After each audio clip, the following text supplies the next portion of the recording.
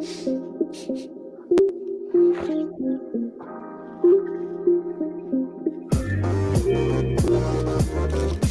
to the Wolverine Digest podcast, the best spot for objective and authentic coverage of Michigan athletics. If you want open dialogue, honest opinions, and in-depth coverage of the maize and blue, this is the podcast for you.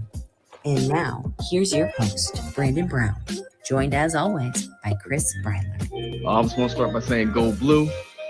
Welcome on a Monday night. Happy Halloween to everybody out there. We're joined by Batman tonight, ladies and gentlemen. Happy Halloween, everybody. Happy Halloween. Batman is in the house.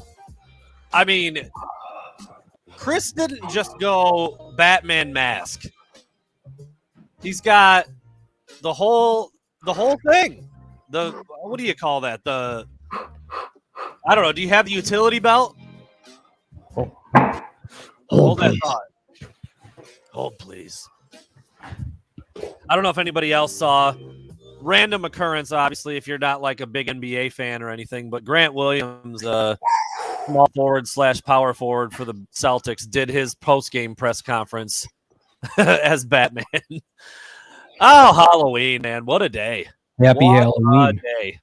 What a day. What did your kids get into, man? Are they out and about right now? Or I mean, one of them is up. Yeah, one of them is up eating the candy. Nice. Which, by the way, he showed me. He's like, "Hey, Dad, check this out." He had one of those candy cigarettes. Like, he's got a full pack of candy cigarettes. I didn't even know they still made those things. Oh, they're out there. And somebody's handing out packs of candy cigarettes. Come on. What did the Breiler children go as? What were their choices? So my son went as a soccer player, nice. And my daughter went as Ariel. Chris Fields in his house as usual. My daughter went as Ariel, and my wife went as Ursula. Excellent. So, well, we'll throw Chris Fields up there real quick. Regarding Illinois being the last game before Ohio, I think an actual tough game can be a great primer to best prepare us physically, self-scout. Also don't want it to be the epitome of trap game. Your thoughts? Not bad thoughts, actually. I kind of agree. Obviously, Illinois is better than what I think a lot of people thought they would be at the beginning of the year. They run the ball really well. Not that surprising, given that Brett Bielema is their head coach. You know, if I'm Wisconsin, do you kick the tires on trying to bring Bielema back? I've had some people bring that up to me before. Not a bad thought. But anyway, yeah, I mean, Michigan's going to have to be on their game. It's a home game, and I expect Michigan to be favored by a good bit. And I think Michigan actually matches up pretty well with Illinois. What they want to do, Michigan's going to be good at taking away. But yeah, I think it's better. I think it's better than if they were playing like, Northwestern or something. Like, get them in there, push them a little bit, make sure you got your foot on the pedal, make sure you're doing everything well, make sure you're sharp, and then obviously the biggest test of the year going down to Columbus. So yeah, that's not a bad thought, Chris. I think that's pretty spot on, and appreciate the donation there. As always. Chris Breiler now. I will address you by last name, since Chris Fields is damn near a part of the show at this point. He's on just as often as I am. That's true. Speaking of Chris Fields, he said, well, I hope we don't talk a lot about the tunnel stuff. A lot of good football to talk about. But, dude, we haven't had an opportunity yet. So post-game we normally do. We weren't able to. The spot where we were at, no Wi-Fi, horrible signal. It just wasn't possible where we were at this week. Feel bad about that. But, there's another one. All right, Cody Richter. Hey, Cody Richter. How you doing, man? Travis, I saw Travis is in the house as well. Travis, I'm glad to see you're doing well, buddy. Hope you got your hydrates and your fluids into you. Long day for old Travis.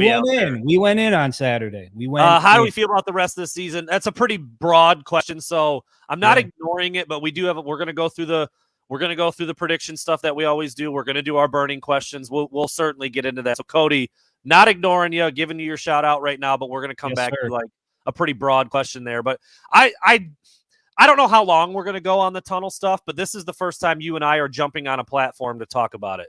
We've mentioned some things to each other. We were at the press conference today. We heard Jim Harbaugh talk about it. We heard some of the players talk about it.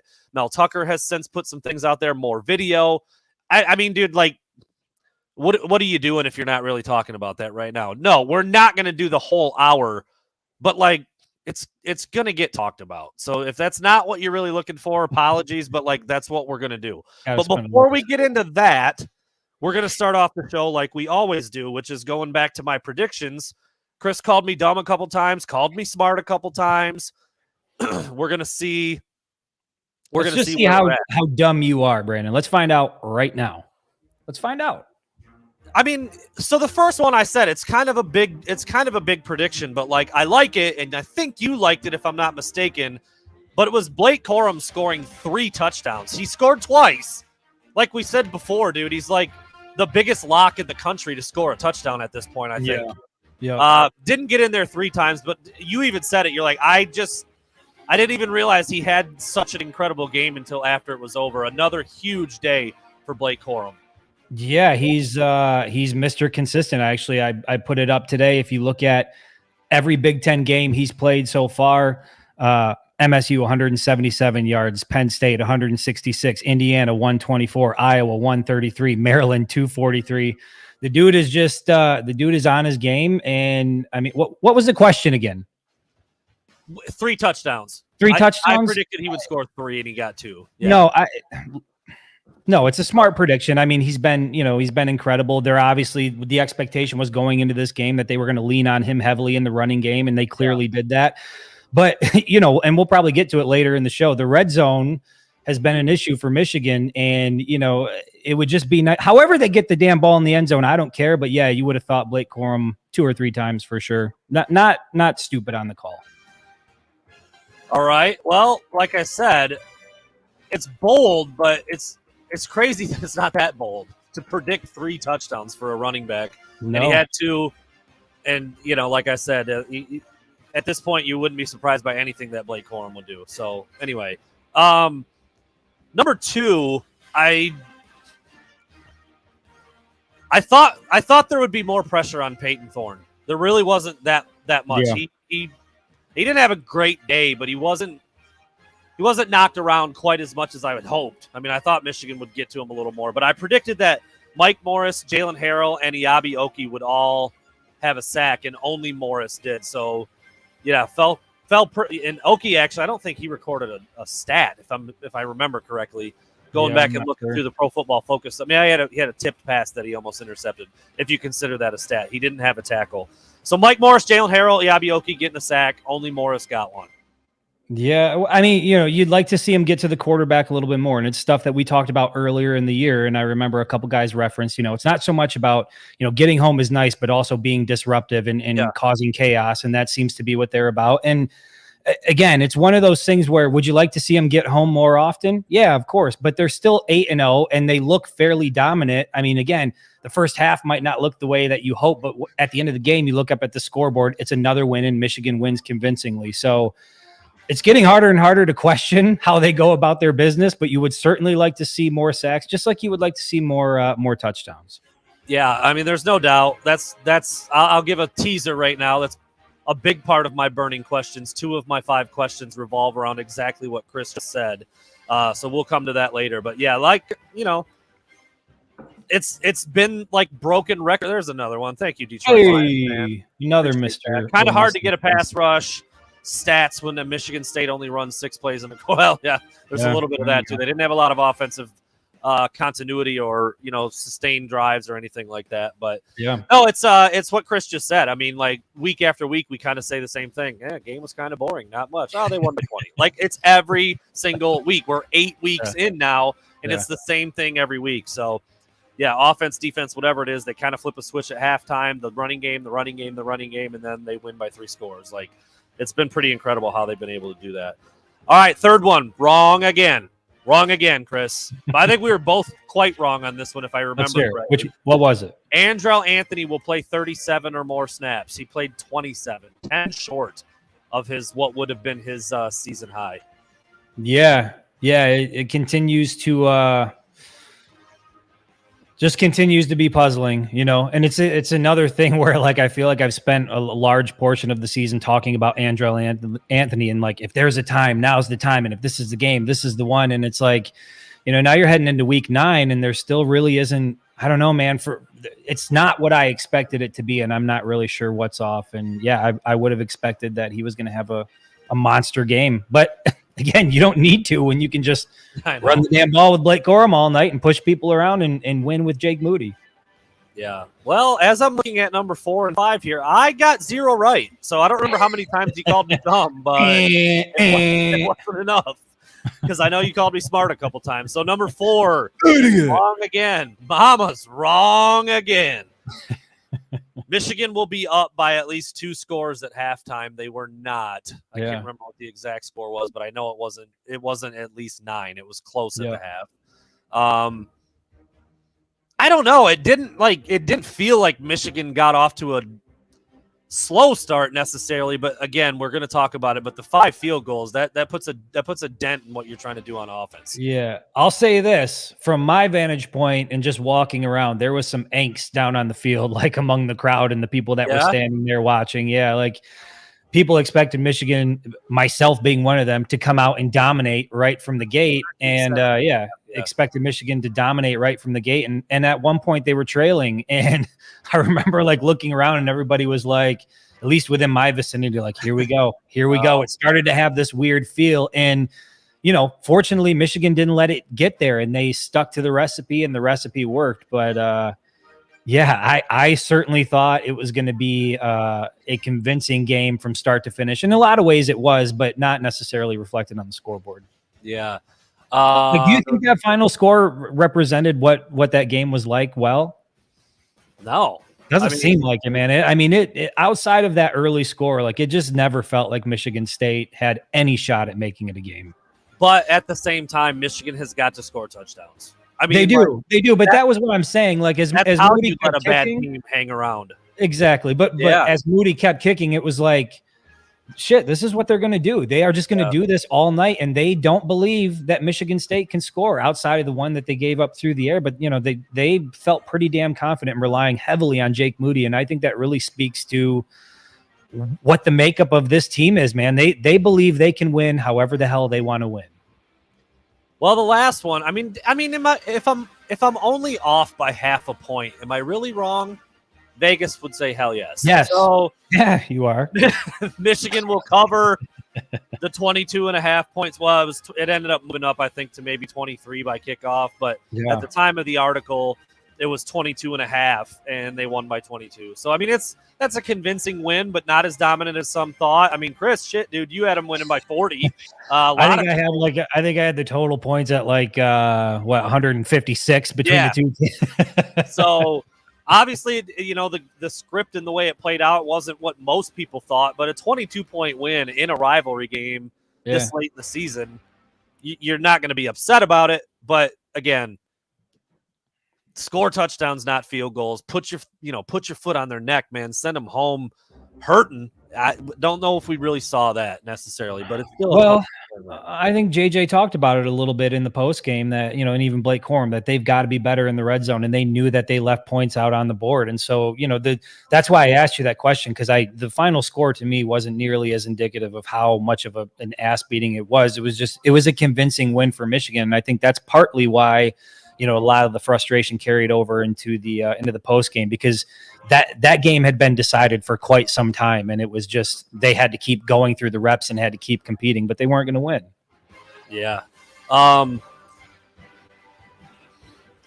would have liked to see the cover. I know you wanted it to be a bloodbath. Everybody did. Everybody wanted on Dayton Ave. Well, on Main Street. Everybody wanted Michigan to 100.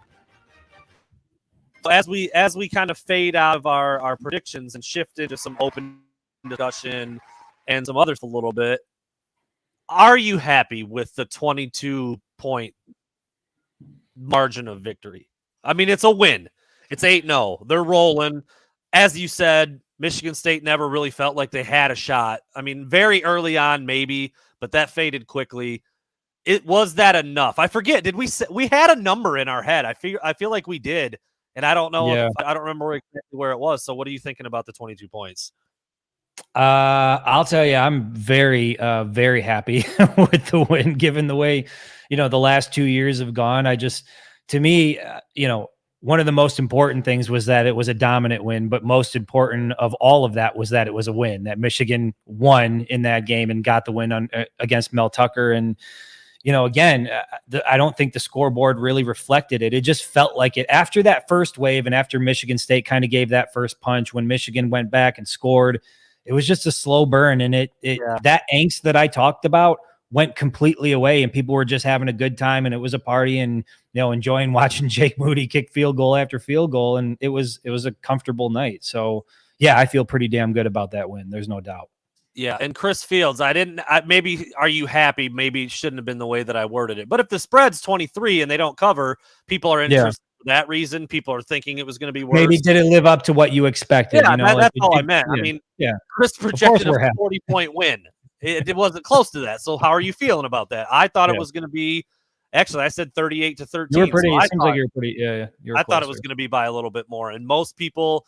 I mean, you remember back on Friday when we were doing the show, there were a lot of 50-point scores thrown up there for predictions. 50s, some 60s. Yeah. So no, look, I'm not by any means am I saying like not happy. That's probably the wrong word choice when I asked Chris that, but you get what I'm saying. It's you discuss how it looks. Listen, if those we are not thieves of joy here, Matt Kirby. We are very joyful men. I promise you. If those are all touchdowns. Now you're starting to get into that territory a little bit. Well, that's what I'm saying. If you convert on some of those red zone opportunities, it is pretty much what we expected. And so that's what I'm saying. It didn't feel like they felt like they had to. Now you're talking 49-7. That's a little bit more like it. Right. Yeah. And the players talked about it. Jim Harbaugh was asked about it. I mean, it's not just a critique. It's a real thing. Gotta score touchdowns, man. Mm-hmm. And honestly, like Moody is such a weapon because it's you get inside like the 50-yard line and you feel like you're going to get points. The bummer is when he's kicking them from the 5 and the 6 and the 7. Like you can't have field goals when you're down that close. Not with that many weapons, you can't. If you're creative enough, you can score every single damn time. They have weapon after weapon. You just have to find the right way to use it down there. I agree. Yeah, if you're inside the 50. You need Jake Moody, tremendous weapon, but you definitely don't want to be doing that inside the 10 on a regular basis. I mean, there were 2 times for sure. I'd have to go back to look at all 5 of the field goals, but I know for one, Michigan had 1st and goal from the 4 and ended up kicking a field goal from the 6. Like that's that you can't do that, man. And that certainly wasn't the only one that kind of went that way. So anyway, supremely happy with a 22-point and an 8-0 record. There's no doubt. But just kind of looking back at what a lot of people thought, maybe fell a little bit short of that. That's all. That's all. Chris Fields, relax. Send us more money. I'm kidding. I'm kidding. I'm surprised he commented without sending money. And I still put it up there for you. That's what happens. Well. That's what happens. So there's the predictions and revisiting everything that we talked about on Friday. Chris, I mean, where do we start? Where do we start? Well, goodness. Let me back up because we're going to get going on some rants here. Boy. And I don't want to ignore anybody and get lost in the sauce a little bit. So let's do this first. Let's hear from our homie Rich. Hey, this is Rich. Good idea. Located in Burton. Let me fill you in a little bit about our business. We are a full-service sign and graphic company, from banners, yard signs, to vehicle wraps. When it comes to marketing your business, we also provide video and photography services, as well as apparel and promotional items. If it's something that will make your business or organization stand out, we do it. And I guarantee we do it well. We are Mediascapes on the highway, south of Bristol Road, just before Rock Bottom. Check out our work at Mediascapes.com. That's Mediascapes with a K.com. So there you had from Rich. There's the banner, 810-410-4737, Mediascapes with a K. And I just give a shout out to our boy Rich for not only did he bring out donuts in the morning for the tailgate, but the dude also just happened to bring out his popcorn machine. So we had popcorn the entire afternoon. I mean, that's the type of thing that he does. Like, he does the, the wraps, the apparel, that stuff. And then he shows up with donuts and a popcorn machine and some cornholes. So maybe even an extension cord for us. Skrionk again. Skrionk again. Always going to be there. Thank you for that, man. Really appreciate you being here. Loyalty, man. That's the name of the game around these parts. Yes. Somebody said, Chris, you weren't the first one to say it. Somebody said my computer was a little choppy. I was looking at Pro Football Focus for the Angelo Anthony stuff for a second. But I also I told you before we started, man, this is a bonehead mistake, but my computer is not as charged as I think it needs to be. So if You we know, start to, all this Apple know. talk and all this how great it is, and if we start to dip down too much, I might have to let Chris run the show solo for a while. See what happens. and if But that happens, he's going straight to Batman. It's going to be asking Batman questions for the remainder of the evening. All right, so I apologize if it is a little bit choppy. I'll try to stay focused and only stay on this one page.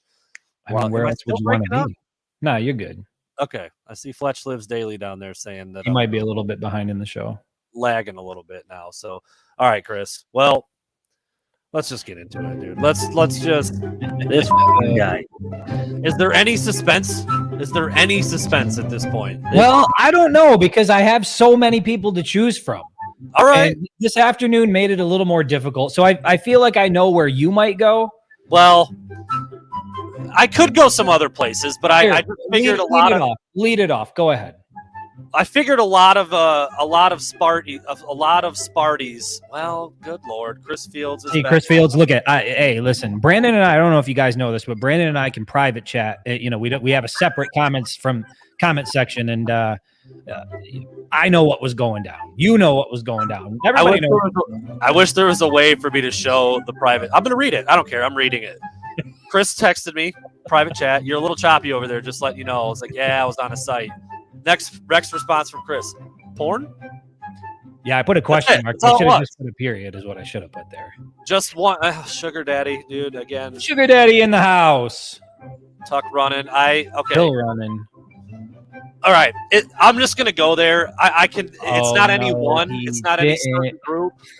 It's like This fucking guy. such an expansive amount of Spartan dick bags Oh my God. from Saturday. Here Like, okay, obviously the guys involved in the assault, in the attack, in the jumping of two guys by themselves. By the way, Jacoby Windman, dude, puts his helmet back on to go get in the fight with one guy who's being jumped by multiple. Yeah. It's gonna be real hard. Measure yourself. Measure yourself. That might cancel me. I'm gonna try real hard not to. But it was like, obviously the players involved. Some of what Mel Tucker said after, dude, I don't trust that guy as far as I can throw him while holding a big rock, wearing boots, sitting on a. Dude, that guy. He's a slippery one. He's a slippery one. For him to come up to the post and like say that he had no idea that stuff. Well, I was way behind. Dude, you're an idiot. You're lying. Don't speak. I don't ever want to hear anything you have to say ever again. Are you still wearing a Colorado shirt under your Spartan pullover? Can I also say that, by the way, I don't know if you could see it from the press box, but he was wearing a silver chain with the dog emblem down on the side. Fantastic. Very on point. And then the people on Twitter, and I know it's Twitter and I know it's fans, but some of the justifications were just mind-blowing. Yeah. I mean, literally mind-blowing. Some of the things that people were like, did you see him skipping up the I'm like, what? First of all, he skipped like 2 or 3 times behind 90% of the Michigan State players. So the guys that ended up jumping him up the aisle that didn't even see him do that. So there was just so many things that came out of this that I just was like, what? It's like a small microcosm of the entire planet right now, which is why so many things just stuck. And like Michigan State perpetuated it to a T. Yeah. So that's where I'll leave that. And it's easier very measured. It's easier to bring that up and say all that about them because it's them. I mean, like I've thought that way about most of them before this even happened. So now it's just like to another level. Yeah, I don't know. It was bad, dude. It's a bad look, man. I mean, all the people that are like, oh, James Franklin knew what was going to happen. Like, no, they've played 600 games on the nose, actually, at the Big House. And this is the first time a player's ever hit another player with a helmet. So you suck. Your argument is not valid. It doesn't make sense. It's false. It's wrong. And I hate you. That's what I felt like saying to all those people. Fair enough. Right. I mean, it's a fair assessment. Not nearly as bad. I commend your measuredness there. That was I kept the swear words out. You did. So I'm glad that you covered most of the Spartan side of things. Hold on a second. Getting an echo. I'll come back in 1 second. So just to kind of put a bow on my little thought about it, like I said, I saw some people in here talking about Valenti and Rico today. Good God, that was a hard listen. I honestly wanted to listen to see what they did. I talked to Wojo. At the presser today. You know, Wojo's on 97.1 with those guys. He does crosstalk with Valenti and Rico at 6 o'clock. And Oh, Wojo did you was take? like, Wait, what are you "No." talking about? What did you start talking about when I left? Is that where you're going to go? Damn you, Brandon Brown. I'm sorry. Well, wind out of my sails. Did you just take wind out of my sails? I didn't know you were going to go Michigan State. I thought you were doing something else. I get an echo for 2 damn seconds. But somebody brought his name up in the comments, and so I was addressing it. Anyway. Yeah, well, I talked to Wojo today, and he was like, Rico is going to do what Rico does. He can't not. He's like, I actually think Mike is going to be fine. And holy irony, because on my way home from the press conference, I also was on the phone with somebody who specifically asked me about Mike Valenti and said, what do you think he's going to say? What do you? And I said, you know what? Like, I feel like in this instance, he would be pretty, straightforward and honest about what happened and how egregious it was and kind of leave it at that. And I didn't think he would do exactly what he did today, which was pull some conspiracy theory right out of his ass about how this was some grand scheme by Jim Harbaugh, and this is exactly what Jim Harbaugh wanted to play out. And it just, look, there was a point in time where, like, on my morning commute, I would I would listen to the morning show, and then on the way home from work, I would try to catch Valenti, and used to like the guy, thought he was decent. As of late, he kind of sounds like a carnival barker, man. Like, he just is loud for the sake of being loud. He says weird shit for the sake of saying weird shit. He was the one that also said the reason why people were giving Mel Tucker a hard time about the $95 million contract extension was because Tucker was black, which is bullshit. It's because Mel Tucker is 3-6 now. That's why he gets a hard time for a $95 million contract. 3-6, whatever the record is, 3-5. I don't give a shit. Bottom line is that guy's gone off the rails, and for that reason, that's who my TFG is, Brandon. It's This spot fucking guy. It's spot on. I mean, I caught it too, and I know a lot of people say, like, I don't know why you listen to him. I'm with Chris for a long time. He can't help himself as a Sparty to take jabs here and there, but I also think he calls it pretty straight most of the time. He blasted Mark D'Antonio for more than a season. I mean, if you can't, understand that he is going to take a shot at Michigan here and there, yeah, I mean, it's a little hard to listen to sometimes. But what did I miss? Chris Fields to support your boy Blues suggestion. What was it? I missed. Oh, right here. Winged helmet hoodie with the JJ smile. I mean, yeah, we're stepping into something that's not really, that's JJ's deal. Yeah. Right. I mean, who knows? Who knows what could happen in the future? I definitely didn't think we'd be doing this in the future. So yeah, anything's possible for sure. The difference between Michigan fans and MSU fans is that the bulk of us would be demanding they dismiss them from the team, while the bulk of them are looking for. I don't know if that's true. I actually don't underestimate how many. Listen, everybody. This does not include anybody that's here listening, because clearly you're not part of this. But there are a lot of dumb fans in the Michigan fan base as well. Make no mistake about it. Actually, that's one of my biggest gripes with Valenti, is that he points out things about Michigan's fan base like they exist only there. They're all the same. They are all the same. Clemson in South Carolina. I lived in Clemson for same shit. Auburn, Bama, same shit. Miami, Florida State, Florida. It's all the same. Their guys do no wrong. Everybody else sucks. Horrible people, great. It's all the same. Guess what? It happens everywhere. It absolutely happens everywhere. So this whole Michigan fans are delusional thing that he always let's just say this though. Let's just say this. I have seen, oh my God, social media. Look, the week leading up to the game, I'll also say that the fans, I don't know that they bear any responsibility for this, but my God, I tried to exist on Twitter for the last couple of weeks while this game was, and I saw mug shots of Braylon Edwards and people talking about, family members and all this stuff. And it's like, it is just so damn toxic at this point to where I'm glad the game is over so that I don't have to hear the shit anymore. It was just ridiculous watching, Superfan X go after Superfan Y for 2 weeks on social media. And in some part, I do think it contributes to the overall shit show that we saw on Saturday night following the game, is that people just, they don't have the capacity to keep things in perspective. Yeah.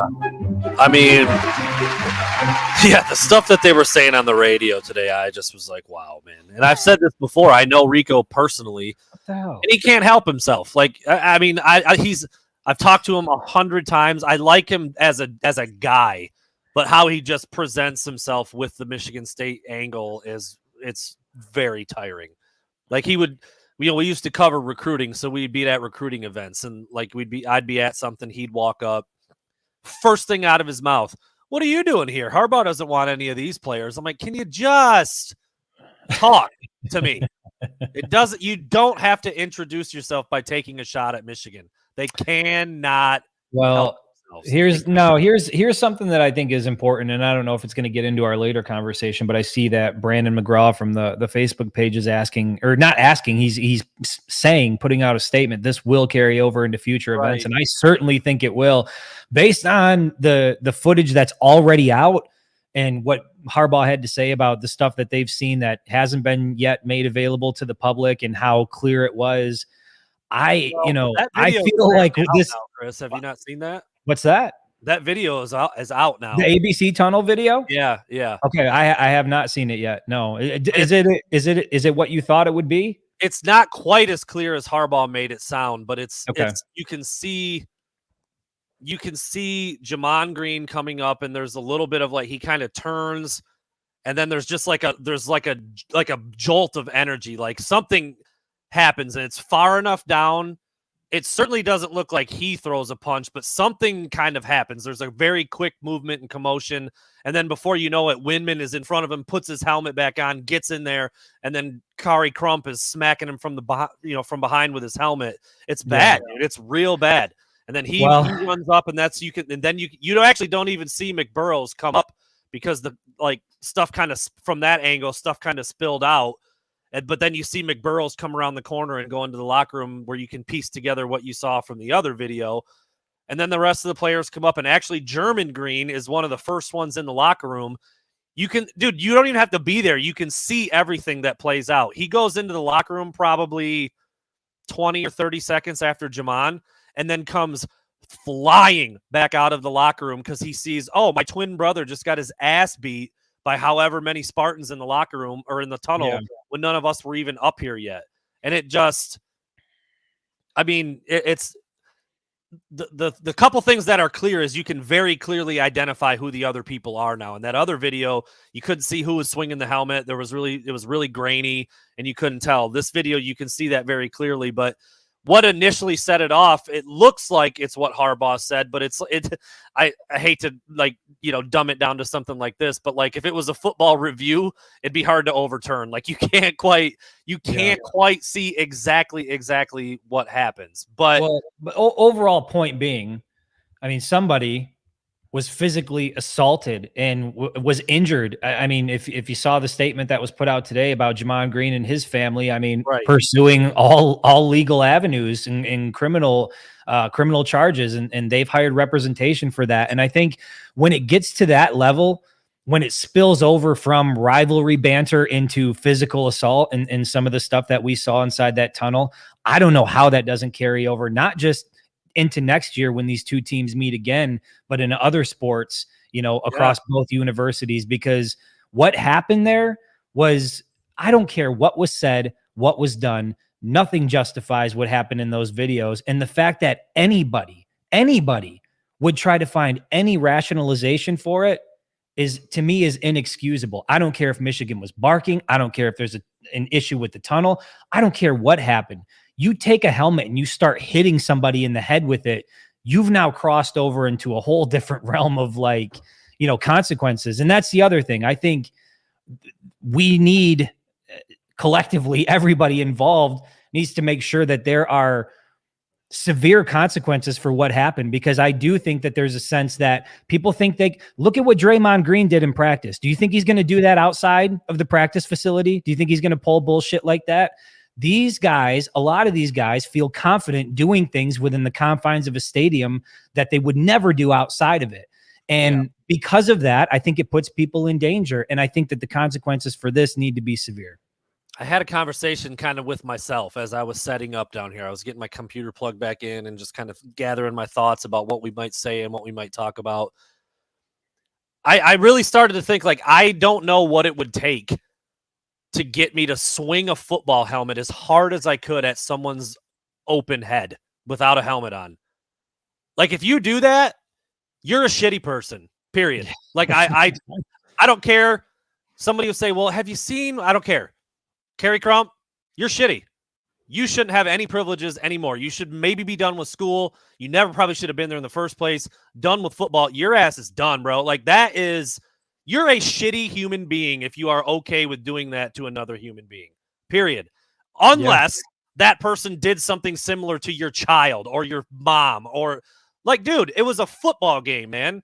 Like, I just started thinking about that to myself, like how bad of a thing that was. And I said this to several people too, like after I kind of heard Valenti and Rico say the nonsense bullshit that they were saying, where it's like, they instigated. What were they doing up the tunnel? This is what Harbaugh wanted. He's an instigator. He pokes and pokes. And but I'm like, dude, Jade McBurrows could have walked up there and hit every one of those guys in the dick and shouldn't have got what he got.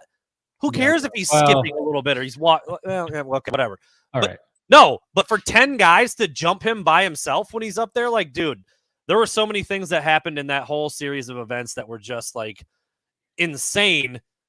That's what I'm saying. Like the justifications that came out afterwards, I just couldn't believe what I was reading. That's what I don't get about the whole thing, is that every single video you see looks as bad as the other one. There's no, like, I haven't seen a video yet that warrants, a Michigan player doing what would warrant a type of response like that to what we saw. Like, that looked like some shit that you just see out in the street, like people jumping somebody. I mean, I haven't really ever seen anything like that. And I think everybody that's seen the video has been pretty shocked by it. That's why I'm so surprised that there's still people that come out and want to somehow pin it on Michigan because a guy happened to run up in the tunnel or was in the mix. And it's like, why are you focused on that when the end result is right there on video and there's nothing that can justify that? Nothing that I've seen.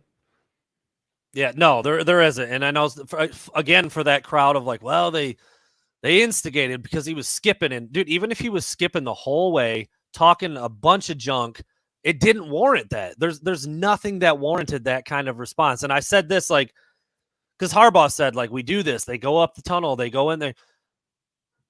Jaden McBurrows going up there like he did, and I guess Jamon Green, which it doesn't look like Jamon Green did anything at all. Like, it literally looks like he's just walking up the tunnel. That's like, it's ill-advised at the very worst. There's literally nothing wrong with doing what they did. Like, in hindsight, you might say, it might not have been, you just wait. But there's nothing wrong with going up there and doing that. Nothing that about that should have warranted what happened. And I said this to somebody else too. Actually, several Michigan students and a Michigan State student I have a group chat with because they help me on the Pistons site. Chris, I've talked about these guys with you before. So of course, they're friends and they're young and they're going back and forth in this group text, like talking about what happened. And the kid from Michigan State, you met him on Saturday, Aiden. He came over to the tailgate because because of the game. He's helping cover the Michigan State stuff. So anyway, he was saying, like, Michigan was doing this, doing that. I'm like, look, man, if the worst punishment came down on those two events for Jaden McBurrow skipping and going up the tunnel, it would be a coach saying, hey, don't do that. The other guys literally might go to prison. Like, that's all you need to know. Like, that's all you need to know. Yeah. Think about the punishment that would come down on each side of what happened. And then if you want to talk about instigating and it was Michigan's fault, then you're just a bonehead. Like, you're just an idiot. Yeah, it's a weird thing to try to justify because, like I said, every video looks horrific, and obviously Jamon sustained injuries that may prevent him from playing this weekend. And not like, playing in the game is the most important thing, but I mean, that just goes to show, like, what went down is serious. And I think the fact that, again, they have legal representation, and based on the statement that the lawyer put out, I'm not sure if you read that, Brandon, but I think he said something like the full force of the law, the full wrath. Yeah. That was the word wrath. Wrath. Yeah. So I wouldn't be, I mean, I would imagine if I were, that handful of Spartans that were involved in all of that, and all of that ruckus there, I can't imagine those guys are sleeping very well at night, because there's probably going to come a time in the near future where there's a knock at the door and, we need to talk to you. Well, I'd be absolutely shocked if Jacoby Windman is not also suspended and, dealt with, because it's very clear now in that other video. So when the video, when the suspensions dropped last night, this tunnel video hadn't been made available yet. Now, I don't know if at that point, if the coaches had seen it or not. I mean, I'm not sure exactly what they have access to compared to everybody else. But again, Mel Tucker, full of shit at the podium on Saturday night. He said he was one of the very last Spartans to come the tunnel, which if that is true, there's literally no way you wouldn't have known that something crazy happened. So he's full of shit there already. But I don't think he was even towards the back. I think he was actually more up towards the middle. That's semantics. It's not that big of a deal. But again, he's a slimy dude, man. I think that whole bravado thing, you could see him walking around pregame talking about let's get in their ass. And look, I'm on the Michigan sideline too. I hear the shit that they say, but I mean, my God, the entire game, dude was down there barking on the sideline, cussing. He seemed a little bit unhinged. And I think,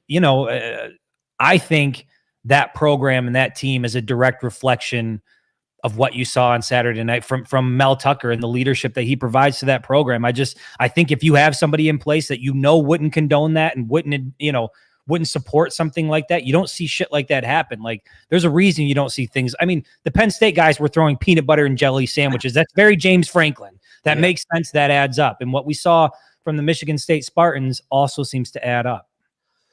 I also was going to say, because I saw somebody in the comments just pointed out, and Mel Tucker swung at a fan. Well, he should have. Yeah. A dude reached over the railing and touched him on his head. Yep. Unacceptable. Unacceptable. It's not dangerous. It's not violent. You don't do that, dude. Like, you just don't do shit like that to anybody in any arena. Dude, I'm not going to reach over and touch a guy's head at Panera Bread. What is he doing? What is he doing? Why? Can you do that, though? Can we go to Panera Bread? I just want to see, will the reaction be the same? I mean, tempers are already flaring. They just lost the game. You saw it getting chippy out on the field immediately when the game ended. And then he was in his full rights to swat someone's hand away from his head. Yeah. There's no doubt about it. On the same token, that has absolutely nothing to do with the crazy nonsense that happened up the tunnel, because I heard people saying that too. Well, they didn't want to get fought in the tunnel. Maybe he shouldn't be touching him on his head. What? Shut up. Shut up. I hate you.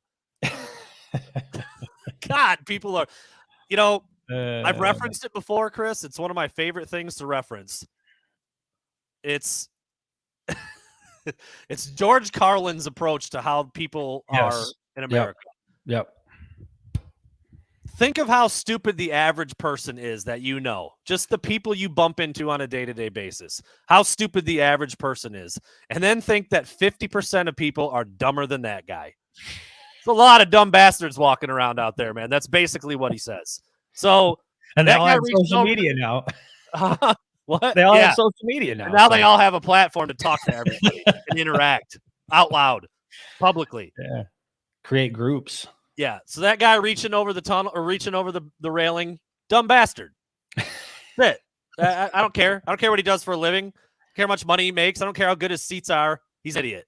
You don't reach over and touch the coach on the head when he's going up the tunnel, dude. So whatever Mel Tucker did after that, especially not a bald guy, man, because that's right. That's skin to skin. You know what I mean? And as a bald man, like I felt the anger. I feel like every show now, the bald brethren have to come together and look, I don't like Mel Tucker. I don't like him, but I'm telling you, you don't touch a bald man's head. You just don't go up and rub it. You don't do it. Just don't touch. You know what, Chris? I love whenever you inject the baldness into things and it makes an argument a little bit better.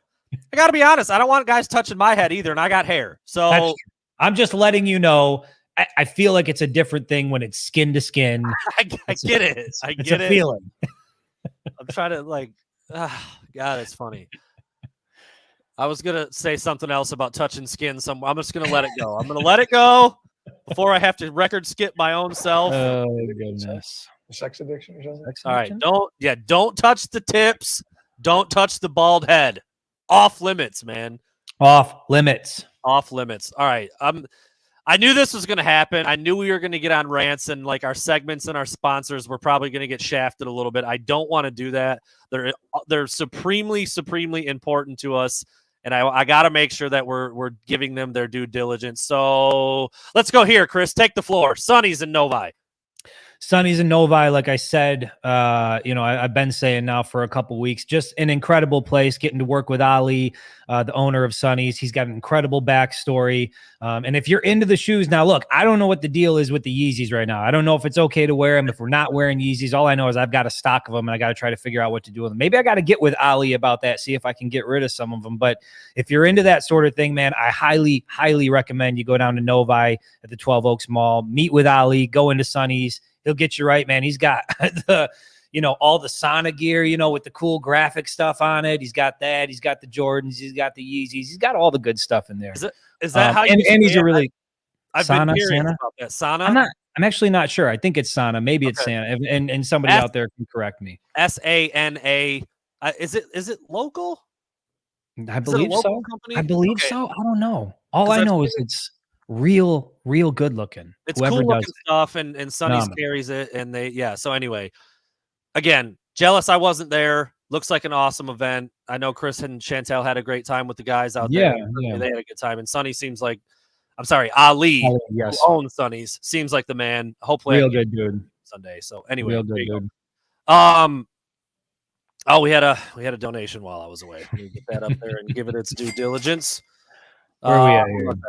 Trevor Everett back in the house. Hey, you know what? We are past the salts, past the bald head of Tucker. Let's talk about Blake Corum. How she win the Heisman? All right, that's not the worst idea I've ever heard in my life.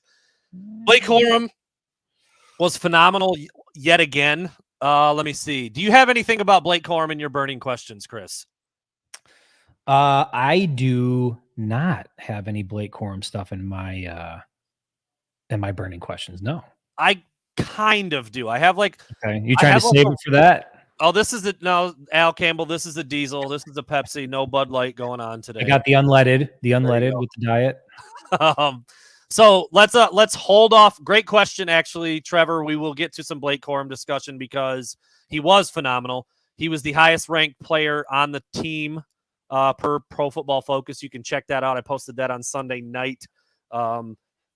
The top rated player in the game was Rod Moore with one of the highest grades I've ever seen. It was like 92.8 or something. He was like 20 points ahead of the second highest guy on defense, which was, I think, Mike Morris and then Mike Sainer still. Anyway, Blake Corum, stud. No doubt about it. Scored 2 touchdowns, toted it 30-plus times again. There's just no slowing that guy down. So we'll get into him, Trevor. And I don't think your Heisman idea it's not far-fetched at this point. We're talking 8 games into the season now. He's over 1,000. He's at or near the top in the country when it comes to rushing touchdowns. So yeah, we'll talk about him a little bit more. Looks like Chris had some audio issues again, so he'll be back here momentarily. All right, we are going to then. We're at 48 minutes. We probably need to jump into some burning cues, do we not? Probably. I mean, we are getting up there. And I got a lot of candy to eat, to be quite honest with you, before my kids do. Real quick, address this. I'm not sure. Robert Webb is asking how to get a photo of him and his family. Chris, I know you maybe tried to do that before, or I don't know. Yeah, it really depends on where you're sitting and where you're at, because it's kind of chaotic when it's down there. But you can always email me. You can find the email address on the Facebook page. Just shoot me an email. Let me know where you're sitting, and if it makes sense, there's a lot of people that as I'm walking around, they just kind of shout because they've been part of the Facebook page or whatever the case is, and I try to snap as many fan photos as I possibly can. So just shoot me an email. Let me know where you're at, and we'll see what we can do.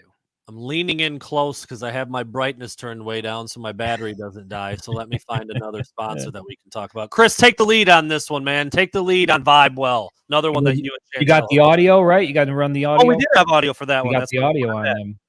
Vibe Well first, and then Chris will talk about Jen it. and Christine here from Vibe Well, your favorite neighborhood wellness bar in Benton, Michigan, serving up organic cold-pressed juices, smoothies, and acai bowls. So stop in next time you're in town and check out our podcast. Yeah, if look, they're right in Fenton, and if you're into like the healthy lifestyle, healthy eating, healthy drinking, that's really the place to go. I had one of the strawberry smoothies the other night. It was absolutely phenomenal. But again, like, you know, the story behind why they started is really interesting. I think that's why people should go to the website. It's really cool when, you know, you get to partner and have sponsorships from some of these smaller local companies. And one of the best parts about it is getting to know their story and how they started. And these two have a really interesting story in particular. So I would suggest that not only do you go to the website and check it out, but definitely go in there for some food. Like I was telling you, Brandon, you're about to go on a health journey. This is like, they can get you right across the board. They can generate a menu. It's not just, you know, food and drinks. They offer other services as well. They can get you right. Let me pump the brakes. I would like to. Health journey. That's very different than saying I'm going to. Listen, it's happening. It's happening. What was I going to ask? I had a question and you threw me off with the health journey. It just rattled my cage, dude. Health journey just rattled you. Chris, have you ever had an acai bowl? I have not. No, I haven't either.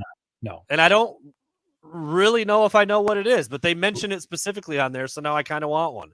I'm very particular. Like when I find like a few things that work, I just ride it out until I get so sick of it. I got to try something else. So right now I'm on that Jets pizza kick. I thought you were off. Well, I hopped back on this weekend. I felt like I needed the calories. Nothing hits. They don't even sponsor us. They don't even give us money. I just love Jets pizza. Jets pizza. If you're out there, come on and sponsor us. That's where we need to go. Delicious.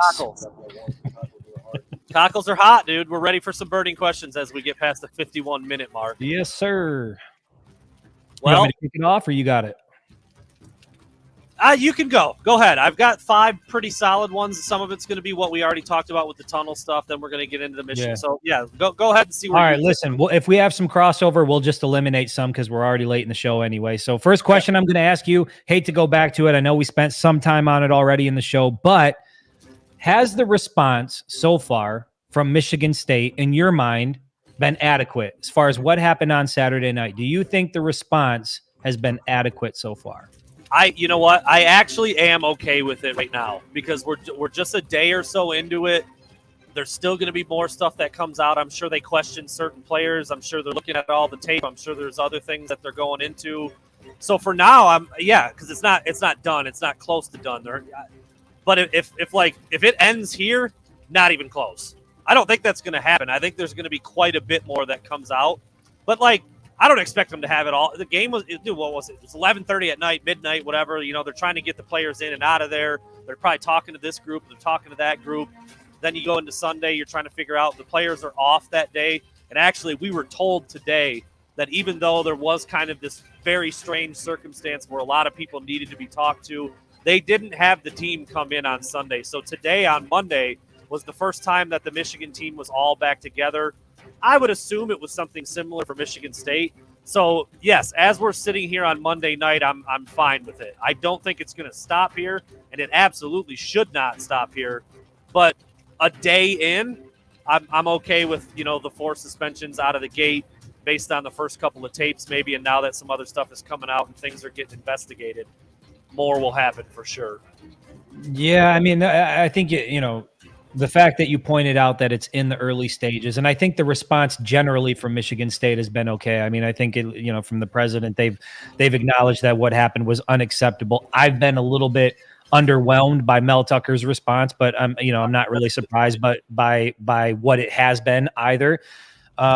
So I think generally speaking, Michigan State has handled it pretty good so far, but you're right. It can't, and it quite frankly, it won't end right here. And there is going to be more to come. And I can tell you this, there are more than 4 players for Michigan State that should be suspended, and a handful of players that probably shouldn't even have the privilege of playing college football again, if we're being honest about it. Friend of the show, lifelong friend from NL, Dan Genro, my buddy. Hey. He stopped by the tailgate, and that's I guess the only thing I would add to it. There's no question. Michigan State knows who was involved. There's no doubt. But like at this point, I just think there's so much more that's going to come out of it, and so much more that's going to be dived into by Michigan State themselves, but certainly by some outside sources that it's. I just don't think it's anywhere near the end, so I don't know why you'd really be upset right now if something hasn't happened. It's just got a lot more to kind of unfold. I'll piggyback off of it. It's a similar question, Chris. Do you think criminal charges are appropriate here? There's no question that criminal charges are appropriate. One guy, or do you think it's wider spread? Multiple. Okay.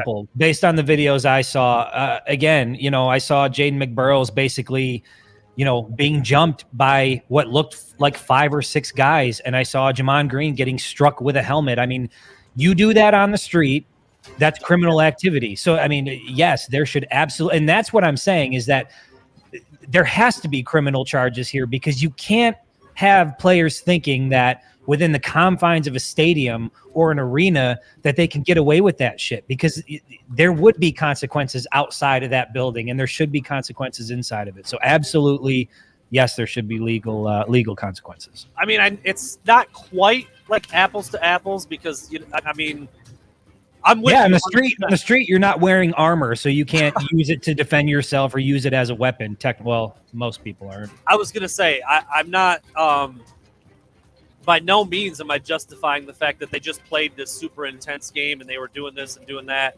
they're kind of allowed to get away with a little bit more.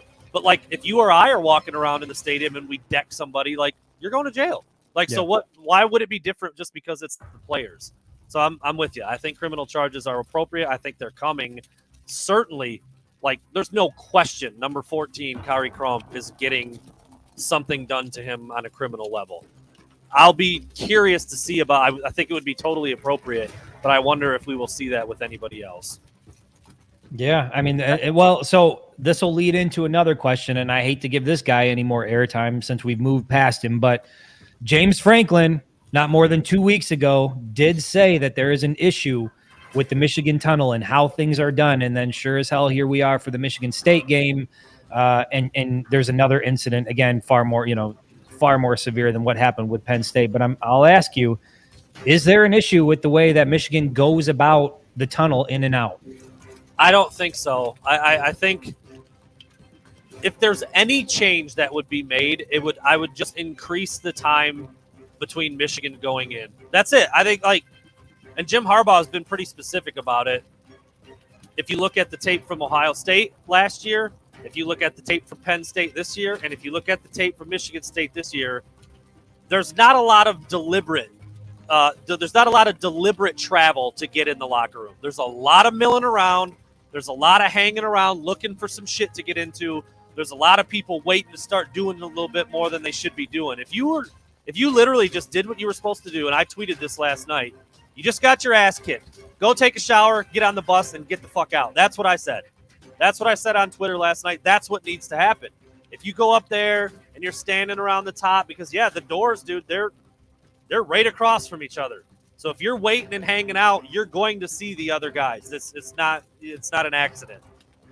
If you increase the time even by a little bit just to let that team go up there and get in there, I think that could alleviate some of the problems. But at the end of the day, it's about the opposing team getting on their horse and going into the freaking locker room. It's not that hard.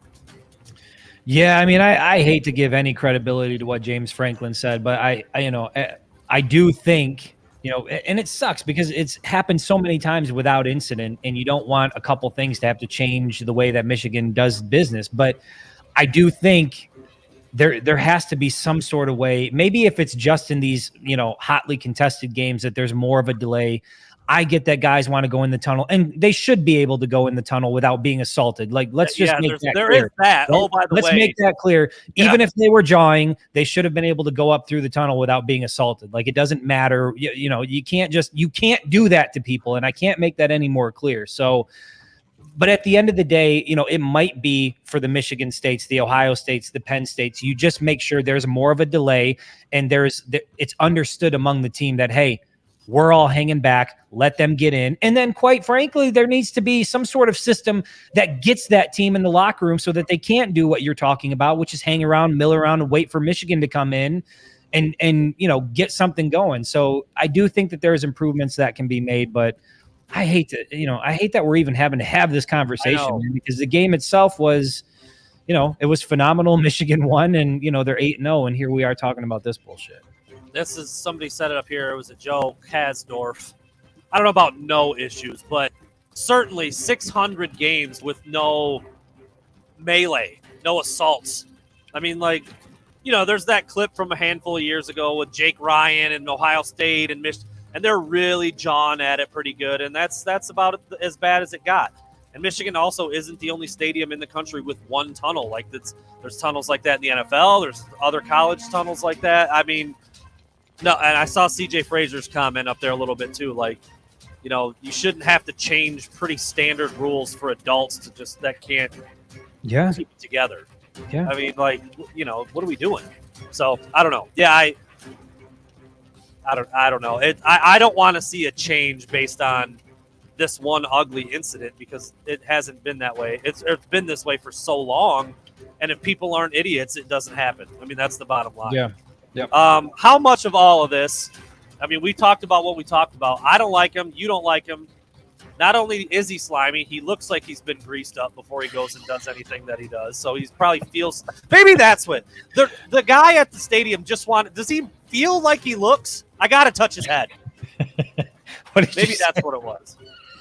I got to get a feel of this Warlock, dude. What's he doing now? Why is he? I know why he is that way all the time, just based on the way he was on the sideline. Like that dude's motor was running hot all night, so I can see why it comes to the surface for sure. All right, how much of this is on Mel Tucker? Because Jim Harbaugh was, I don't know about baited, but he was kind of asked how much of team behavior falls on coach and culture and things like that. I just wonder what your take is on that. And we both just said we don't like the guy that much. I probably wouldn't let him hold $5 from me, but what do you think about his involvement or his fingerprints on something like that? I said it earlier in the show. I think he's set that tone with that program.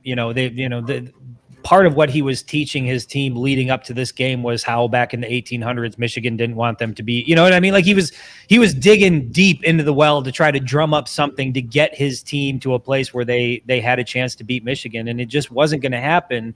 And I think that they have adopted his bravado, his aggressiveness, his type of mentality. And I think that's part of why you saw, the Spartan dog type, bullshit that you see all the time. I just think it's a lot. It's over the top. You're doing rental Ferraris. You're pumping up these kids' egos, and then you send them out, and they go into a 3 and whatever season, and they're struggling, and they don't know how to cope with that. So they went from Ferraris and goats and photo shoots to the reality is you're not very good, and now you've got to come to terms with that.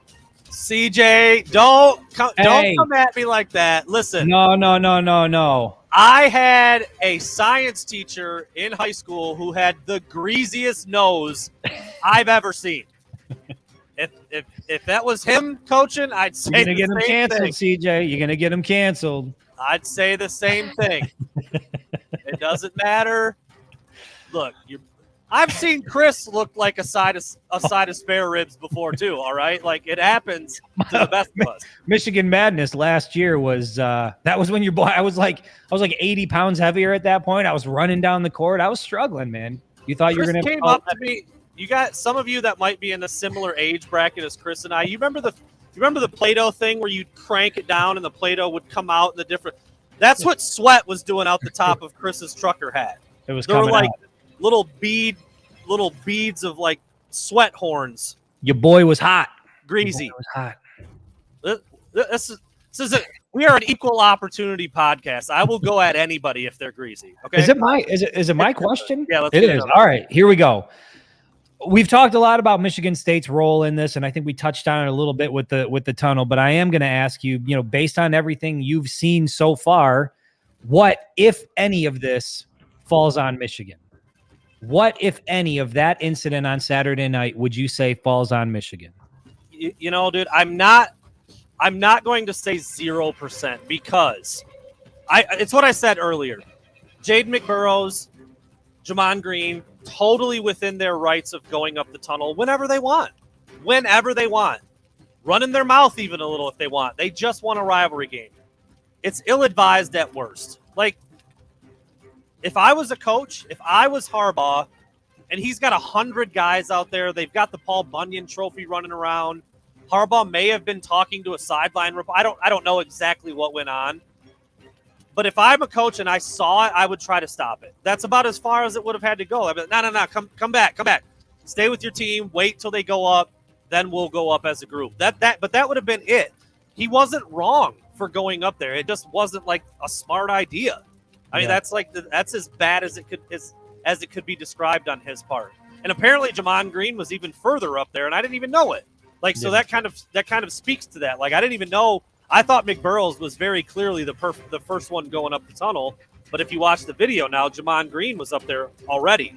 So I won't say zero, but dude, it's minimal. They didn't do anything wrong. Yeah, I mean, nothing wrong. And you want to try to be, especially when you're guys that cover Michigan, you want to try to be as objective as you possibly can, so you don't seem biased. And I'm really trying to see a scenario that would have warranted what we saw in the tunnel, and nothing that happened that I've seen would warrant that. But yeah, I would say, given what happened in that game, given how heated that rivalry is, it would have been probably a better decision not to go up. But even saying that, I have a hard time saying that, because they had every right to be there, even if they were John, even if they were talking. So even as somebody who's trying to be objective about it and look at it and what could Michigan have done to prevent it, it still looks really, really, really bad for Michigan State. And there's not a lot that you can put on Michigan that's like, yeah, they had that coming, even though you've seen quite a bit of it.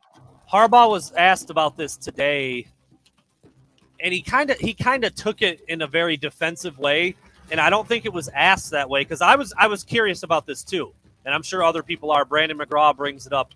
I was just like, why did they go up there? Like, the whole team was over in the corner with the trophy and the fans and the student section. Like, why did they go up there right then? I don't like not to cast blame or not to say like they started it, but I'm just curious. Like, you just beat Michigan State by 22. You got Paul back. Why aren't you over there with the rest of your team? Like, that seemed a little off to me, but I don't know. I saw someone suggest that it maybe was a bathroom break, but I don't know. I mean, who the hell knows? And that's the thing.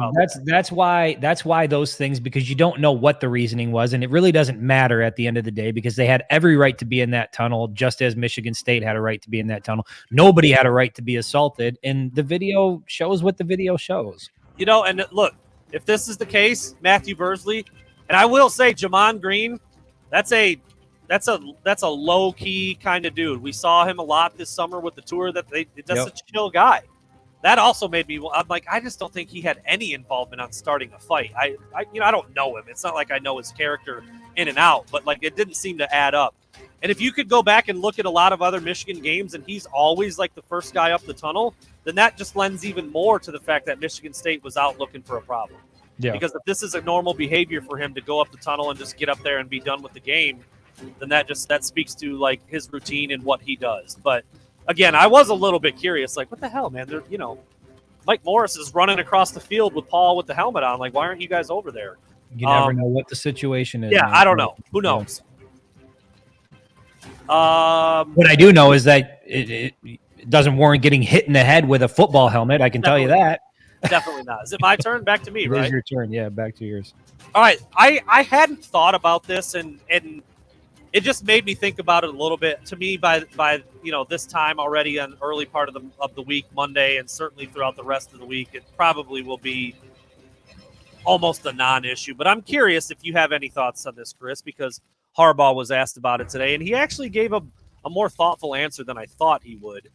Do you think this kind of situation can help or hurt Michigan in any way?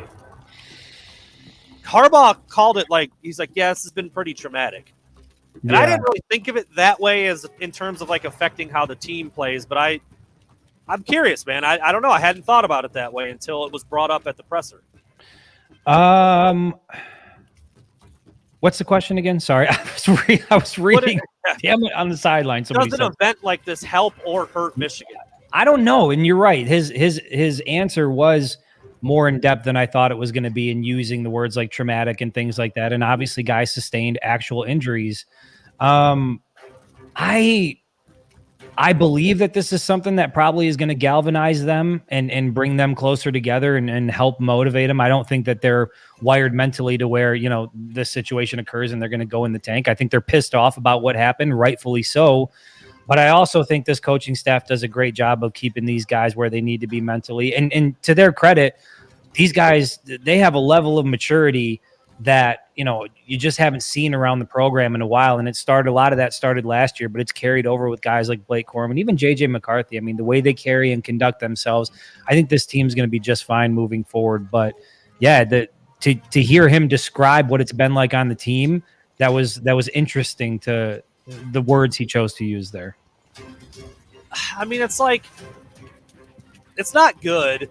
It's not good that they had to deal with it on Saturday night, and certainly for Jamon and Jaden specifically, like it might take a few days to shake something like that off or not feel a little rattled. And then the physical side of it, if Jaden or Jamon have a concussion, or they've got stitches, or they've got a swelled up, Jim Harbaugh mentioned in the press conference, the post game, that somebody may have a broken nose. I mean, like, those are things you're gonna have to deal with a little bit. But I don't know, man. I mean, like, for 100 and some other guys on the team, like a whole week later, I don't think it's going to really do much in either direction. I really don't. I mean, that might sound insensitive. But before you finish it, then let me piggyback on that, because you're kind of going there right now, and that's where my next question was. So okay. I'll just ask you while you're in it. Do you think any of this carries over into Piscataway? Because Jim Harbaugh was asked specifically, do you think it's going to impact the guys this weekend? And I think that's when he sort of gave that in-depth response. So do you think, you're on the road, far away from home, night game, it's a game that you're favored to win a lot. Do you think there's some hangover this weekend? I don't. I think I kind of agree with what you said. Like, this team has good leadership. They've got some senior guys. I mean, that offensive line, which is the heart and soul of the team at this point, is made up of three, experienced veteran senior guys that have played a lot of football. Is it 3 or 2? Hayes, Keegan, and Olu. I know Olu's new, and then Zinner is like a third-year guy who's played a ton of football too. So I think they've got guys in the right place to keep everybody focused and on track. And again, if you weren't like directly involved with it, I just don't know how much it's really shaking you up. Like, they all talked about it today. Like, oh, I couldn't believe, watching the video is hard. I hate seeing my brothers go through that. Like, that's awful. It's awful. But I just don't know, like, a week later when you're gearing up and you're out in New Jersey and you're getting ready for the game, it's at night. I have a hard time believing it's even on their mind at that point. Yeah, and that's where I'm at. I mean, there was a part of me that was, after he answered it that way, I started putting more thought into it than I think I normally would. But it goes back to a lot of what they do, I think, is just going to carry and travel well. I mean, you turn around, you hand the ball off to Blake Corum, he does what he does, and your offensive line dominates. And I think that's a formula that they're clearly going to ride for the rest of the season. And I just don't see what happened Saturday night changing any of that in Piscataway. Blake Corum's still going to be Blake Corum. The offensive line is still going to be the offensive line, and we know what the result's going to be there. So I'm not really that worried about it. Yeah, let me take this back. From Harbaugh's standpoint, he's probably feeling pretty bad about it right now. So I'm sure he's pretty. Well, he said he feels, these parents entrust their kids with us, and you could tell he feels a sense of responsibility as somebody who's supposed to look after them for what happened. I mean, there is absolutely no doubt when he came to the podium, you could just feel the energy coming off of him, man. These boys right here, these jaw muscles, pissed. They were. Yeah. He was. He usually comes with like a certain type of energy, and this was different. You could tell he had a very prepared statement, but he was like, he was jacked up about it. And man, I don't think it will carry over, but it is interesting to see how much he was affected by it. All right, Chris, I'm going to do it. I'm going to be an asshole again. You ready? Yep, I'm always ready. I'm done with the tunnel stuff. A couple more football things to get us out of here. Yeah. If you had full autonomy, Chris, you could you're playing NC Dub. I mean, you're like literally controlling things with a controller. Would you change anything about Michigan's offense at this point in the season? That's a great question, man. And that's almost similar to, can I just lump my last one in with it as well? Yeah. What'd you say? Because mine is, can this style of play work? And I'm referencing time of possession. The fact that they're, you look at the last handful of games, it's 40 minutes time of possession, and the opposing offense just isn't out on the field. And so the question is, can that style of play work? And for a long point in time during the season, for like at least the first 4 or 5 weeks, I found myself saying, you got to change it. You have to change it. You got to get the passing game more involved.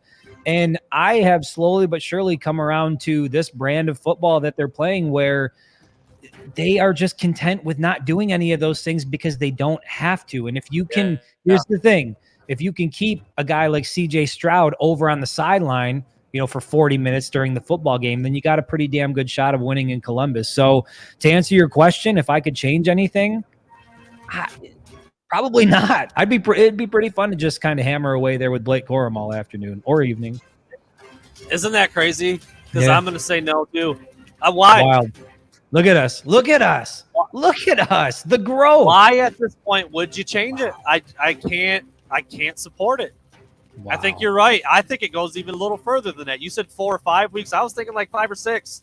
Like probably a good solid 5 or 6 weeks we would get on here and talk about it's not. I don't like it. I don't like it. Yep. The ball and now see, that's a fair point by Tim. Now, if I had controls in the red zone, yes, I would do something differently. I would definitely change out the red zone approach. There's no question about it. But by and large, right now, even with the red zone issues, Michigan is just winning convincingly, and they're doing it on their own terms week in and week out. And last season, we spent a good portion of the season saying they had to change it. They didn't change it, and they went to the college football playoff. It's looking like the same type of movie this year. And at some point, you just kind of have to buy into who they are and what they do. Obviously, you want to see the red zone issues get better, but overall, no, there's nothing I would change about the way that they approach the offense at this point, just because it works. It works. It does work. Did you have one more? Then I forget who started us off. No, that was it, because I lumped 2 of mine in with yours. You lumped 2 together. So that's where we'll. Oh no, I have one more. Sorry. Oh. And it's a perfect bow on this segment because it's exactly what we just talked about. 1 to 10, Chris. How worried are you about the red zone woes? 1 to 10. I'm at like a 6.5, man. I'm pretty concerned that, they're this far into the season and we just haven't seen any more creativity there. Now, I know, the school of thought is holding back. You don't want to show everything. I mean, how long do you hold back? Are you just holding everything back for that last game in November? Is that what you're doing? I don't buy that. I think Michigan would like to be better in the end zone. And I think, everybody who's watching them and a fan of them would like them to be better in the red zone. So I'm at about a 6.5, man. You're getting to the point where you're this late in the season. You got to start again. It's like what we talked about with the wide receivers. We know that they're talented and we know what they can do when they're passing it around in Glick, but can you do it on Saturdays? Can you make it happen when it counts? And you haven't seen a lot of that this year. And so, put me at a solid 6.5. And if it continues in Piscataway, I might go straight up to an 8. I'm at about a 7. I was thinking 7 before you gave your 6.5 number. And I'll tell you why. And I'd have to go back and really crunch the numbers. So maybe I'm being a little too vague or painting with too broad a brush right here, but it doesn't seem to matter the opponent. And that's like what concerns me. It's not like, Penn State, a little more talented, a little more athletic, better defense, like they struggle. Dude, it seems to be every game they have a problem at some point with Moody having to come out there and kick 3 or 4 from inside the 25. Like, I just don't get why that seems to happen so much, even when they have what looks to be a decided physical advantage over the other team they're playing. I mean, it's like, all right, do what you've been doing. Just keep pounding it. That's not really working. Then they try something else, and that doesn't really work. And then it's like they won't even try a throw into the end zone. I know I was. It was Douglas Guest might have just asked, like, what about a fade, like to the back corner of the end zone? I mean, you have weapons out there. I don't know that I've seen that all year. Right. To be honest, it seems like once they get in the red zone, it's hammer and hammer and hammer away and try to get in the end zone that way. And then if you can't, trot out Jake Moody and be very content with kicking a field goal. And again, you want to see more conversions for sure, but they keep winning. And I think everybody right now it's on to Ohio State. Can they do this against Ohio State?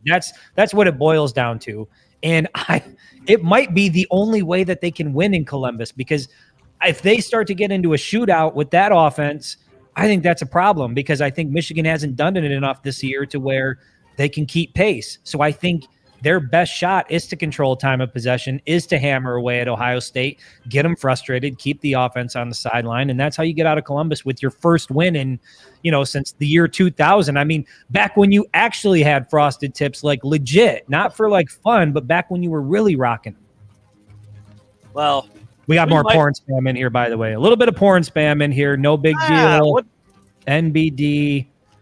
Find yourself wouldn't be a good show if we didn't have a little bit of porn spam. You have a little bit of porn spam. That's how you know you're big time, when you start to get the porn spam. That's right. We did have another donation come through from Cody. Hey, Richter. Cody. As we put a bow on burning questions here, and I got one final thing that we're going to throw up to discuss as we get out of here. And we're already at an hour and 20 minutes, so we're really burning the midnight oil here. But Cody Richter wants to know, how do we feel about the matchup with Ohio State after seeing them struggle with Penn State? I think I feel about how I felt. Like, I feel like Michigan is kind of built to be able to, give Ohio State a lot of problems. And, it was, the big difference being that Michigan hosted Penn State and Ohio State had to go to Happy Valley. Like that makes a difference. But I think it's just like last year. I thought Ohio State would beat Michigan, and then it was clear pretty early on that Ohio State just wasn't built to handle what Michigan threw at them. And it looks kind of the same this year. It really does. So I feel I don't think what happened against Penn State changed a whole lot for me, honestly. No, it didn't change a whole lot for me. It confirms what I've thought. And I think I might've said this like going into the year. I knew Ohio State was going to be good and win most of the games on their schedule, but I don't view the Buckeyes in the same light that I did 3, 4, 5 years ago, where they're just this juggernaut that's unbeatable, and Michigan isn't equipped to keep pace with them. I truly believe that if the Wolverines, if this is what their intention is, and this is what they're going to do, and they're going to commit to this style of play at this point in the season, I feel like it gives them the best shot in Columbus. And so I feel just as confident at this point as I did at the beginning of the season. I think Michigan's got one hell of a running game. It looks a little bit different than I thought it was going to look, but I think they've got the offensive line in the running game to do the same thing we've seen all year, where they just dominate up front, control the line of scrimmage, keep the athletes on the other side, on the sideline, and, run up the score in the second half. That's what I think they have to do in order to win. If not, I don't know that Michigan can or even wants to get in a shootout with Ohio State if they can keep pace. I think that's a bad scenario for Michigan. Yeah. I mean, that's probably a fair assessment right now, but I playing in Columbus, different animal, but the way it went last year, I could see it going that way again this year based on everything we've seen from both teams. Like this is not an indestructible Ohio State team, and this is a Michigan team that does what they do well. The red zone stuff got to get fixed. That won't work against Ohio State. But other than that, a lot of that same stuff is gonna work, and it looks like it's gonna be another great one, dude. It might be like 1 versus 2 or 2 versus 3. I mean, that's kind of what it looks like at this point. So anyway, all right. Last thing, Chris, I'm gonna throw this up on the screen. I was sent this over the weekend. I think I may have retweeted or put it back out there. I don't remember if I did that or if I just kept the photo. I'm not sure, but this is something we've talked about so much, about how this is Jim Harbaugh's offense. There's no doubt. I said it before with Josh Gaddis. He's like, I got the keys. It's my thing. He'd say it at press conference. Harbaugh would say, I turned it over to Josh Gaddis. It's all him. I'm like, well, then why is there a fullback on the field? Like almost. Why are there 8 tight ends out there? And now, Sharon Moore, he's our age. Matt Weiss, our age. NFL, open, spread. Sharon Moore played at Oklahoma. 4 tight ends, like 6 times a game. Never, ever, ever runs a play without a tight end on the field. Never. Literally never. I've been tracking it since the second quarter of the Indiana game. It hasn't happened yet. Yeah. It's bananas. All right. So this is what I wanted to throw up. Look at the parallels of the offenses between 2010 Stanford and 2022 Michigan. It is like a mirror. Yeah. Yeah, well, I mean, I don't know. I think, for a while people questioned it, especially when Josh Gaddis came and there was the speed and space BS and everybody sort of bought into like changes. You remember when Harbaugh first started, there was like that train formation where everybody came out in like a single line, like 11 guys deep. This thing has had his fingerprints on it every single year that he's been here, even though the faces have changed. And like I said, I think Sharon Moore and Matt Weiss are certainly working together to call the plays, but they're doing it within the framework of Jim Harbaugh's offense. And to me, you just look at, even with the amount of weapons that they have, it looks similar year after year after year. And it's just the way that he plays football. And for a long time, it wasn't working. And, the last 2 years, it really seems to be coming together, and he's got the right guys. And so again, it's a credit to him, to everybody who doubted that he couldn't do it that way. And he's been doing it that way. Again, we'll have to see what happens this final week in Columbus, because I think everybody's going to point at that as like, if you're for real, then you'll go down there and get that done. But it is interesting to see those two things side by side, because it is very, very similar. Yeah, and I want to be clear that I'm not doing this to complain, but this is just something that's come up a lot, and we've wondered, and we've heard, no, it's their offense, it's theirs, it's their, like, nah, it's not, and that's okay. They're winning. They've now won 20 out of 22 games or whatever it is, and they're doing it, convincingly. It's fine. I like it. But for that to be 12 seasons ago, he actually threw the ball more 12 years ago at Stanford than he does now at Michigan. Like, that's hilarious to me. Well, and it's one of the things that we've talked about. And I saw someone else say, who was it? D2K2. You don't watch the NFL. I do. I know that the tight ends are utilized in a lot of different ways in the NFL. But you know what also happens in the NFL? They go 5 wide occasionally. Or 4 sometimes. Wide. Like, they take deep shots, they throw fades. It has not happened with the field. If they put 4 wide receivers out and then put a running back in the backfield, one of the wide receivers is Luke Schoonmaker. We're like a click away from the wishbone. It's working. It's working. They actually came out in a formation the other day with 4 tight ends and then split them out. So then at that moment, you had Max Bredesen out wide. I've got a picture with Bredesen and Schoonmaker next to each other, lined up out wide. Why? Yeah. Why do that? Thomas, it's chess, not checkers, Brandon. It's chess. Thomas, you're fighting me on this. If they go 5 wide, one of them is not a wide receiver. Yes, they do go empty backfield. That has happened. But 1 or 2 of them is always a tight end. Always. I've been tracking it for 6 weeks now, 5 weeks, whatever it is. And it's working. I just find we've come over. We just said we wouldn't change it, right? At this point in the season, would you veer away? Would you change it if you could? Outside of the red zone issues, no. I get it. JL, I know all the chess moves, and I know, like, okay, you come out with 4 tight ends, the defense subs and puts a bunch of linebackers in. I get it, but then linebackers can't cover that well. Well, tight ends don't run routes that well, especially walk-on ones that you use for blocking most of the time. I mean, I'm just saying, I get it. You got AJ Henning, you got Darius Clemens. About that receiver room, and they don't even Roman Wilson. Yeah. Get these guys in. Nope. See, I'm already starting to talk myself back. We got to stop talking about this passing game. It's too easy to want to see more of it. Randall Doris, I agree. I think the very first play of the game this week was both of them on the field. Yeah. Yep. Blake Corum, Donovan Edwards, they're both versatile enough to use them in a lot of different ways. I don't know. It is what it is, man. 8-0. Play with 40 tight ends. I don't care. Great. I'm enjoying Only tight ends on the field. Winning feels good. It's fun to cover winning. I can't imagine what it's like to cover East Lansing right now. That's tough. I'm just waiting until they put JJ on the sidelines and put Schoonmaker at QB, because he used to play it in high school. Let him do it. Then you bring in Hibner. Then you bring in Marlon Klein. Then you bring in Colston. Tight end connection. Incredible. You bring them all in.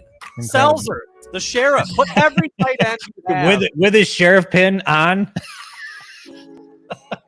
He just runs up to guys and flashes it and then runs a go route. Oh, God. Oh, boy. 8-0. 8-0, man. That's all that matters. And you know what? Feeling like a perfect season is well within reach. And it's, It's fun to be a part of. So I can't hate or question it anymore. I've come over to the dark side. Run the damn ball. Give it to Blake Corum. Let that offensive line do what it does, and then we'll see what happens. I've gotten now to the point where it's kind of like a funny, like poke fun talking point. I'm not really like, I'm not gonna lie. Week 5, we were like, dude, play the receivers. Please throw the ball. Please, like, what are you doing? We can't really do that anymore. We're just gonna. Yeah. I'll point out that it's hilarious that 100 tight ends are on the field and but then they win by 20, 30. Yeah. Yep. Yeah, it is what it is. All right. Football. Well, thanks for sticking with us for an hour and a half. It might be the new longest show. I can't remember what it was before. But we'll be back on Wednesday, and you know what that means. You guys are running the show. So come see us. He's Batman, ladies and gentlemen. Peace.